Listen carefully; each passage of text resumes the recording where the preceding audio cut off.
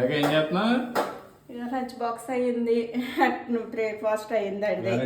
Breakfast అయితే అవును, ఇవాళ స్వీట్ క్యాను క్యారెట్ తురుము వేసి నిమ్మరసం వేసి లైట్గా కొంచెం కలిపేసాను. ఇంకా వాడికి ఎగ్గు, బాదం గింజలు, కీరా దోశ, లంచ్ బాక్స్కి టమాటా ములక్కాడ కర్రీ అన్నమాట. రైస్. ఆడేమంటున్నాడో తెలుసా? లంచ్ బాక్స్ చూసి ఇది బ్రేక్ఫాస్ట్ చూసి ఏమంటున్నాడు?